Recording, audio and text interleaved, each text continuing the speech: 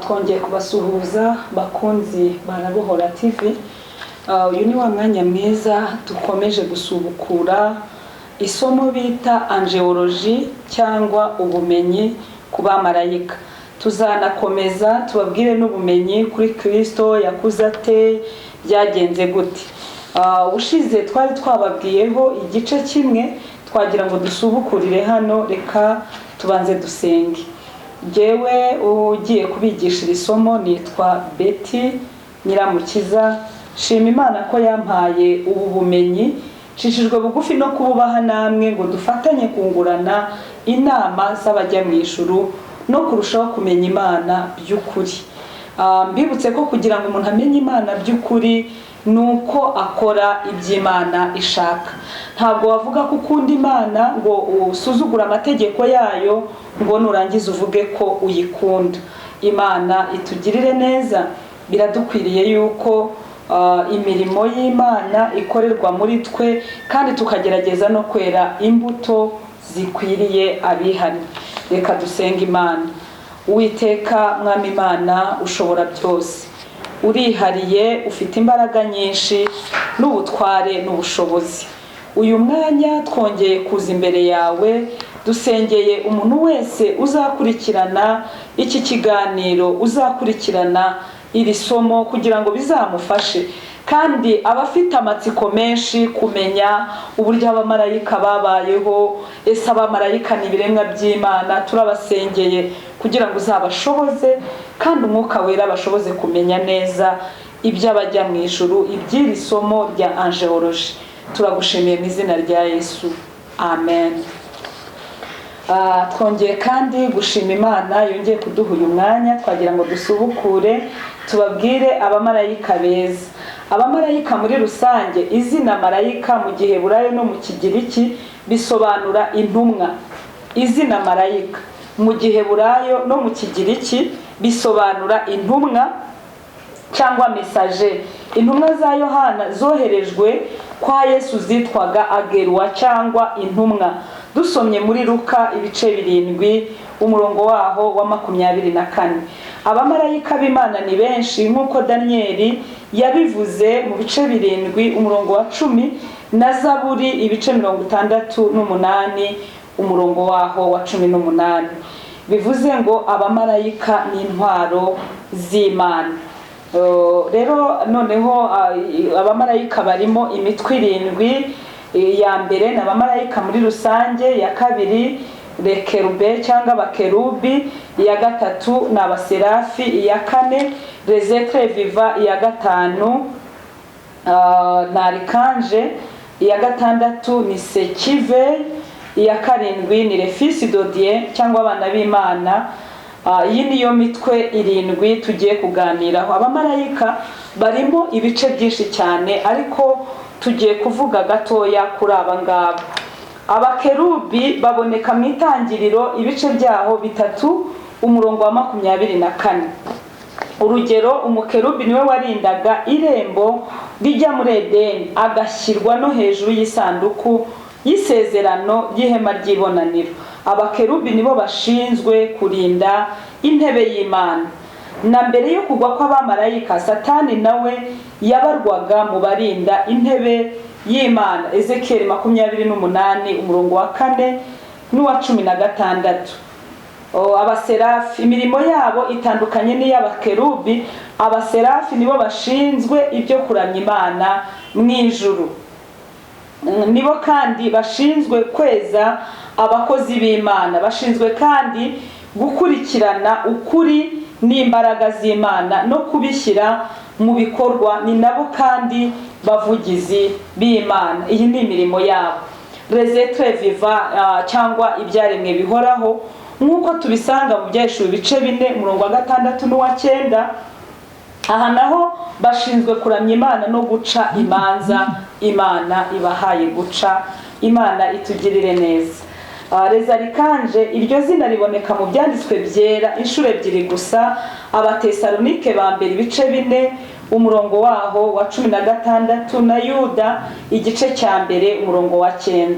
Umurimo w'abarikanje ni ukurinda ubwoko bw'Abisirayeli 10 umurongo wa 13 n'umurongo waho wa 21. Ushobora kugira amatsiko yo kumenya iby'aba bamarayika. Tugeze kuri Secuve, tubisanga muri Daniel 4 umurongo waho wa 13. Aba boherezwa kureba ibirimo gukorerwa hano mu isi, kandi bazana ubutumwa bwiza ku bana b'abantu. Imana ishimwe.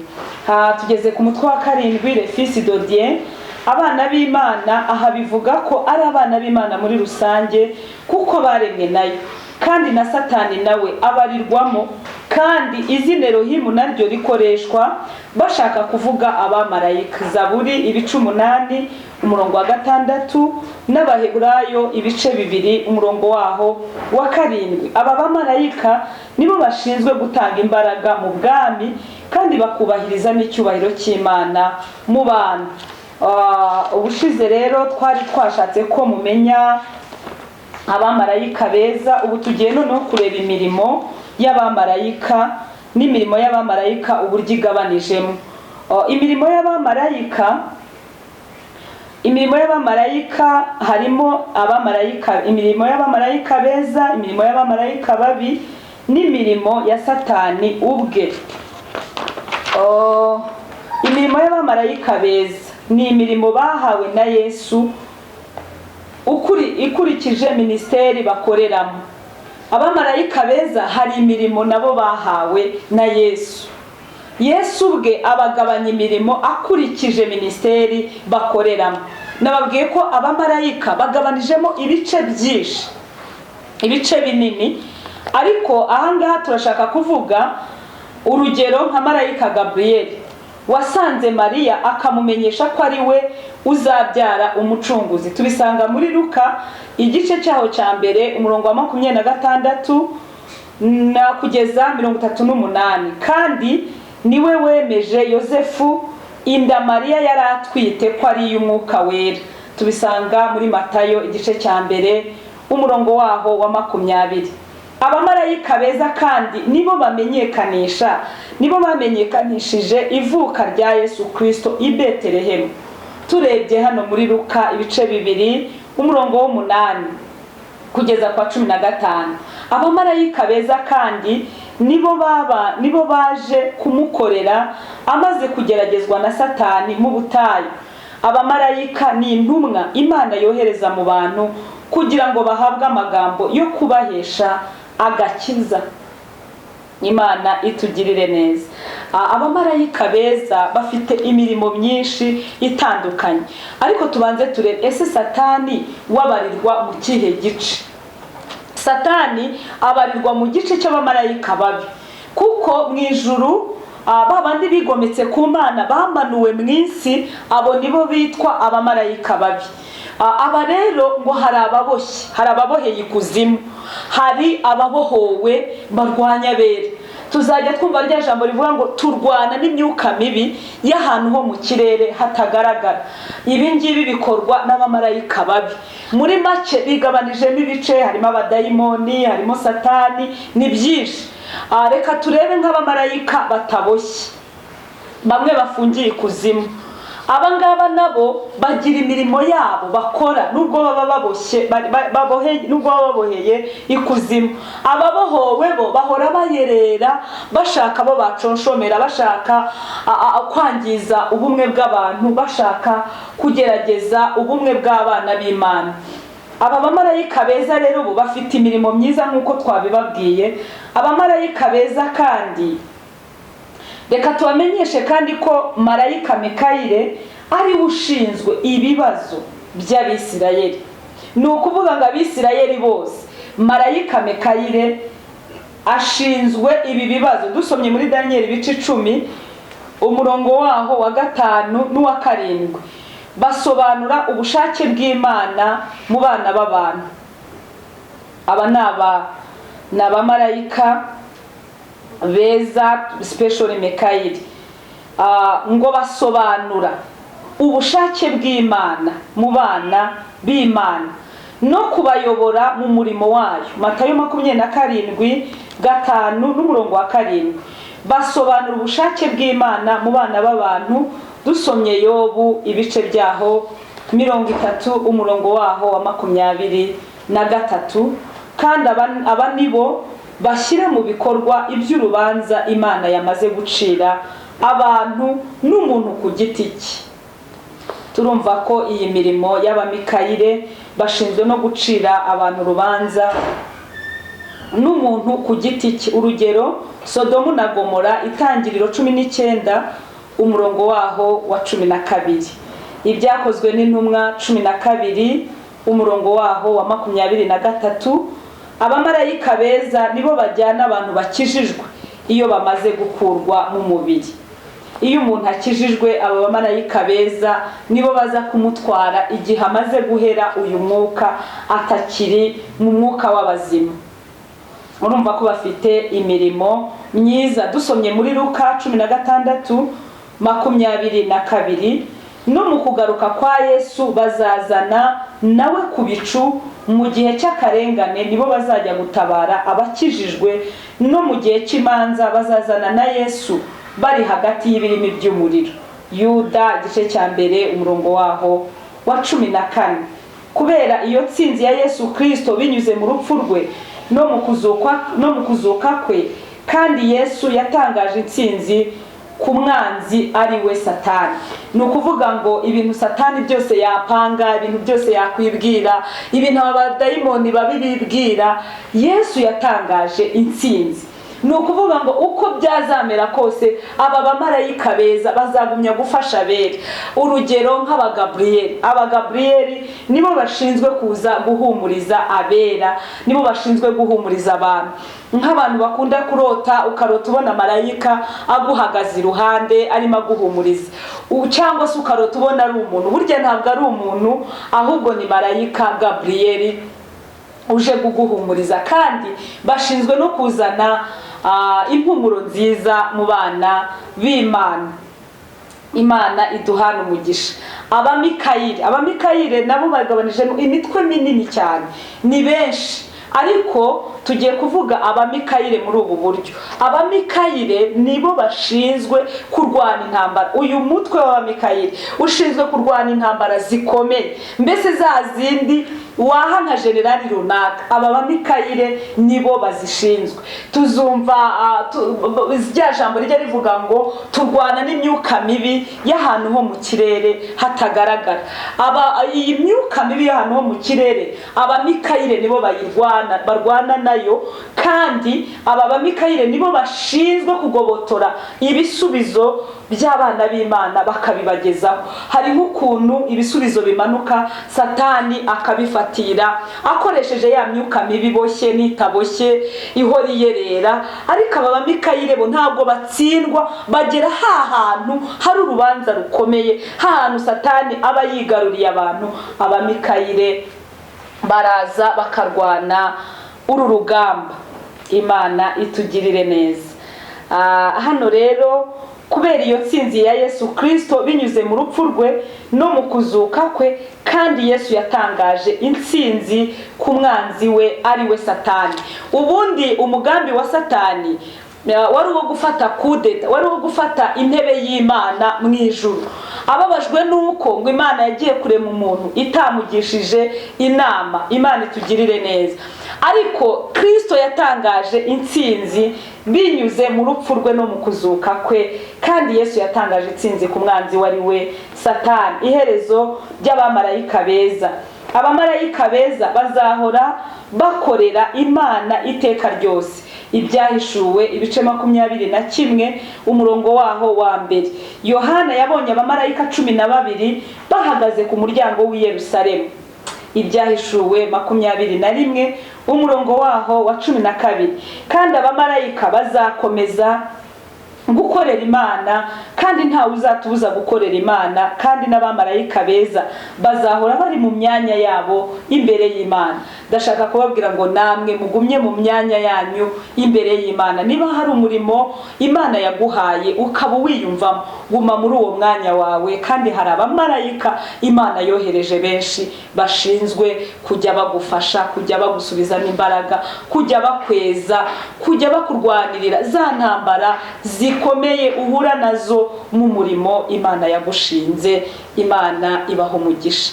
Rero iri somo ndarikunda, namwe ndabifuriza kurikunda, kuko iri somo ryigisha ubumenyi ku bamarayika, ubumenyi abamarayika beza, abamarayika babi. Ese Satani abaho? Hari abantu bavuga ngo Satani ntabaho.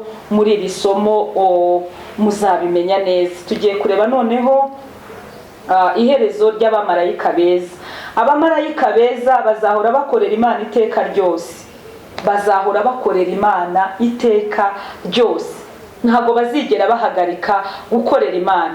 Abamarayika 12 bahagaze ku muryango w'i Yerusalemu, Ibyahishuwe 21:12, kandi abamarayika bazakomeza gukorera Imana, kandi natwe ntawe uzatubuza gukorera Imana.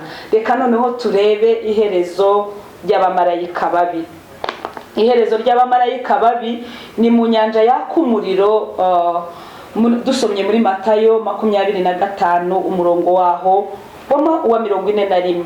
Kandi bamwe muri bo n'uyu munsi bafungiwe mu mwijima kugeza ku munsi w'urubanza. Nubwo bamwe muri bo badafunze ari bo bari guca ibintu hano ku isi, mu gihe cyo kugaruka kwa Yesu abakristo bazaba bari mu munezero, ndetse bari gucira abo bamarayika babi urubanza, nyuma batabwe mu nyanja yaka umuriro n'amazuku. Dusomye mu Bakorinto ba mbere ibice byaho 6 umurongo waho wa 3. Tugiye kureba noneho iherezo rya Satani ubwe. Iherezo rya Satani mu gihe cyo kugaruka kwa Yesu aje gutwara itorero rye, guhemba no guhana. Satani azatabwa ikuzimu. Ibyahishuwe igihe ibice 20 umurongo waho wa mbere kugeza ku murongo wa 3. Wabona uburyo Satani ubwe azatabwa ikuzimu, kandi azaba aboshye mu myaka 1000. Nyuma azabohorwa igihe gito, habeho urubanza rwa nyuma. Hanyuma imigambi ye yose izaba ikuweho. Umuriro uzamanuka uvuye mu ijuru utwike intwaro ze zose. Iki gihe Satani azaba akuweho, kandi n'intwaro ze zose zizatwikwa. Nabo yakoresheje bose nawe ubwe azatabwa mu nyanja yaka umuriro. Hanyuma Ibyahishuwe ibice 20 umurongo waho wa 7 kugeza ku wa 10. Aha niho azaba ababazwa iteka ryose hamwe n'abamukurikiye bose. Excuse me. Ndangije nifuriza abazasoma iki cyigisho bazabe indahemuka ku Mana, kugira ngo bazagire iherezo ryiza, babane n'Imana ubuziraherezo. Hari ibibazo shaka kuza kubabaza, ndabaha devoir muzayikore. Mu by'ukuri abantu benshi bakunda kurwana n'imyuka, ariko ntibamenye uburyo iyo myuka ibateramo. Mbibutse ko umuntu ukijijwe neza, umuntu udafitanye relationship na Satani, ntabwo iyi myuka mibi imubasha. Ndabaha urugero, hari imirimo mibi abadayimoni bajya bakora bagatera nk'abantu, ukabona nk'umuntu wapfuye araguteye, kandi ubizi neza ko yapfuye kera. Aba ni abadayimoni babikora.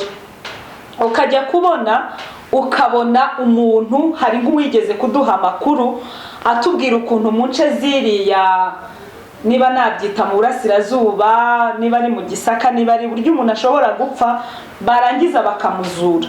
Ni ukuvuga ngo abadayimoni bashobora kwica umuntu, bakagaragaza nk'aho bamumazemo umwuka, agapfa, bakamuhamba kandi aribo bamwishe, barangiza bakanamuzura akajya kubakorera.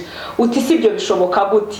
Birashoboka kuko ubundi uriya muntu iyo arwaye yishwe n'abadayimoni akabona abakozi b'Imana buzuye umwuka wera w'Imana bashaka kumusengera, uriya muntu akazuka akaba muzima.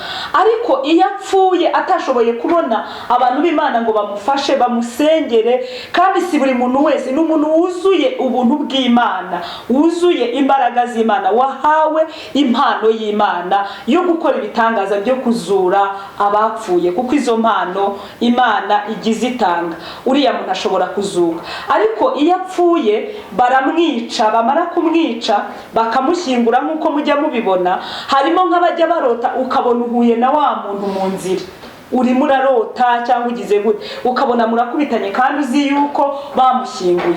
Burya baba bamuzuye bakamujyana bakamufungiranira ahantu, bakamwica urupfu rubi, bakamuhingisha. Hari n'ukuntu abadayimoni bakoresha n'abantu bazima bakabahingisha, bakarara bahinga, umuntu akabyuka yumva yananiwe kandi mu by'ukuri yaraye aryamye. Iyo ni imirimo mibi y'abadayimoni. Ariko ndagira ngo mbatangarize ko Kristo yatangaje intsinzi kuri aba badayimoni. Yatangaje ko urupfu rwe yapfuye ku musaraba ruzakuraho ibyo bintu byose kubw'izina rye ryera. Amen. Ndagira ngo mbabwire rero ko nubwo ibitera ari byinshi, nk'uko umuririmbyi yaririmbye ngo koko ingabo za Satani zirakomeye, tudafite umwami Yesu ntitwazishobora. Ndagira ngo bakangurire kwinjira mu Mana neza, kumwiringira, kudatinya abadayimoni, kudatinya imirimo yabo, ahubwo uzatinye icyaha.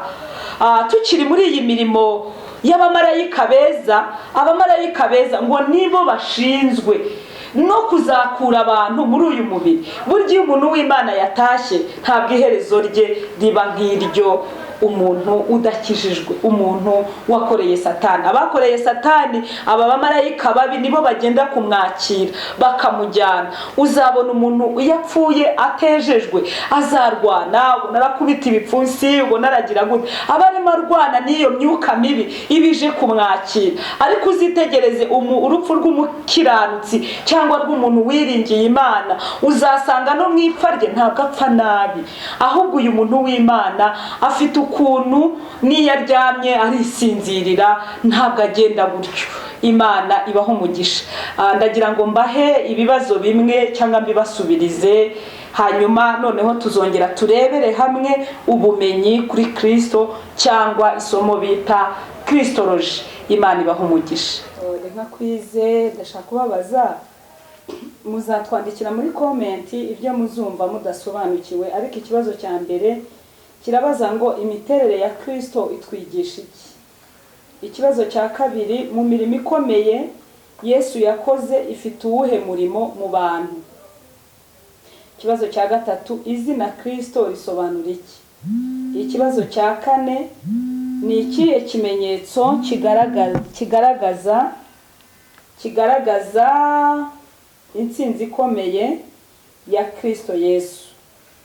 Cya gatanu, koko se abamarayika nta mibiri bagira? Tanga urugero mu ijambo ry'Imana. Cya gatandatu, vuga ingaruka eshatu mu ngaruka abamarayika bagize bamaze kugwa. Reka wenda nk'iki nkibasubirize. Ingaruka ya mbere, batakaje umubano w'Imana cyangwa ubwiza. Bahawe igihano bava mu ijuru, aho barabagiranaga cyangwa aho bari babayeho neza. Baciriweho iteka kandi bazarimbuka. Noneho cya karindwi, izina kerubi risobanura iki? Ni uwuhe murimo w'abakerubi? Urutonde rw'abamarayika rugizwe n'imitwe ingahe? Vugamo imitwe ine. Wenda n'iki nakibabwira, abakerubi, abaserafi, hakabamo abagaburiyeli, abamikayire, ni byinshi. Hanyuma ibi bibazo rero wenda nabyo nabibasobanurira. Imiterere ya Kristo itwigisha kubana n'Imana, uko dukwiriye kugera ikirenge mu cya Yesu, cyangwa se itwigisha uburyo dukwiriye guca bugufi tukizera umwami Yesu, tukareka kumubabaza mu buryo bumwe cyangwa ubundi. Imana ibaho umugisha. Ndagira ngo dusenge. Mwami Imana yacu, dusengeye umuntu wese uzumva rino somo, uzamusobanurire kurushaho arushaho kugira ubumenyi ku bamarayika ndetse n'ubumenyi kuri Kristo. Turasenze kugira ngo umuntu wese umurwanirire, umutsindire imbaraga zose z'umwijima. Tubisabye twizeye mu izina rya Yesu Kristo umwami wacu, amen. Ndagira ngo mbabwire ko ubutaha tuzabigisha ikindi gice cy'ubumenyi kuri Kristo, kuko iri somo ni Kristologie na Angeologie. Ubu turangije pati ya Angeologie cyangwa ubumenyi ku bamarayika. Ubutaha tuziga Kristologie, tuzanageraho twiga amateka y'itorero, ese itorero ryabayeho gute, ese niki cyateye abantu kwihangana ntibarekura Imana kandi bari kubabazwa, bari kwicwa. Imana ibaha umugisha. Mbibutse ko idini ry'ukuri Imana yishimira ari rifasha imfubyi n'abapfakazi. Murakoze, naho ubutaha. Wifuza ko tuzajya tugumana, urakora subscribe, share na like, kandi shobora no kubaha nimero mushobora guhamagaraho cyangwa mukadushyiriramo muri comment ibyo mwifuza ko twabasobanurira. Imana ibaha umugisha. Ni 0783 146 27. Impamvu tuba tuzishyizeho, tuba tugira ngo umuntu niyifuza kuba yashaka kumenya neza Kristo, yashaka gukizwa, yashaka no kwiga izi nyigisho birambuye, twabimufashamo. Imana ibaha umugisha. Uwiteka mwami Imana ushobora byose, urihariye, ufite imbaraga nyinshi n'ubutware n'ubushobozi. Uyu mwanya twongeye kuza imbere yawe, dusengeye umuntu wese uzakurikirana iki kiganiro, uzakurikirana iri somo, kugira ngo bizamufashe, kandi abafite amatsiko menshi kumenya uburyo abamarayika babayeho, ese abamarayika ni ibiremwa by'Imana. Turabasengeye kugira ngo uzabashoboze, kandi umwuka wera bashoboze kumenya neza iby'abajya mu ijuru, iby'iri somo rya Angeologie. Turagushimiye mu izina rya Yesu.